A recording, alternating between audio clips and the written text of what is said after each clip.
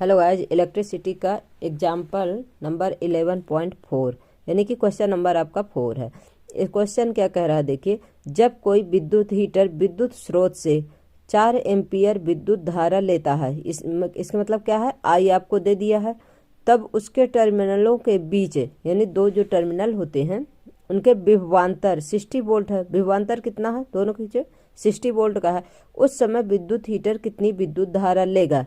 अपने को क्या निकालना है, आर निकालना है, क्योंकि अपने को विभवांतर दिया हुआ है, आई दिया हुआ है, तो क्या निकालना है, आर निकालना। क्योंकि आपके ओम के नियम से क्या होता है, V = IR होता है। तो अपने को जब ए दिया है, V दिया है, तो क्या निकालेंगे अपन, अब आर निकालेंगे।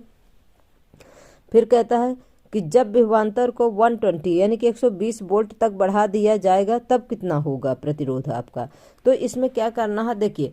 पहले के लिए तो आपको दिया हुआ है जो है तो एम्पियर, और आपका ये जो है तो वोल्टेज दिया हुआ है। तो पहले इसका प्रतिरोध आप निकालिए। तो प्रतिरोध जब निकालेंगे तो क्या होता है, R = V/I हो जाता है ओम के नियम से। हमें क्या दिया गया है, विभवांतर वोल्टेज दिया गया है 60 वोल्ट दिया गया है। विद्युत धारा कितनी दी गई है, I कितना दिया गया है, 4 एम्पियर दिया गया है।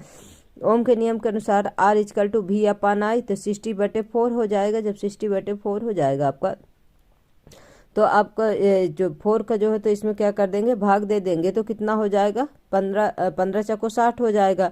यानी कि 4 से काटेंगे तो 4 एकम 4 और 4 पंचे 20, 15 ओम हो गया। तो इसका कितना आ गया, 15 ओम हो गया।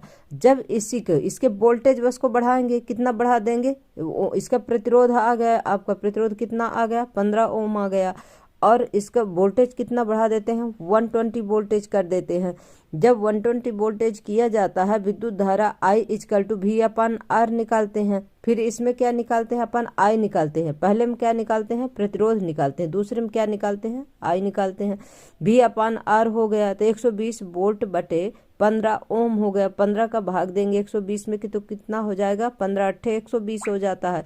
तो कितनी धारा आ जाती है, 8 एम्पियर की धारा आ जाती है। क्योंकि अपन जो धारा को किससे जो है तो लिखते हैं, एम्पियर से लिखते हैं। अर्थात तब विद्युत हीटर से प्रवाहित विद्युत धारा का मान कितना हो जाता है, 8 एम्पियर हो जाता है। गाइज, आप लोगों को सवाल कैसे लगते हैं, आप लोग हमारे सवाल आप लोग सॉल्व करिए और हमें बताइए। जो आपको समझ में ना आए तो कमेंट बॉक्स में कमेंट करिए। Thank you.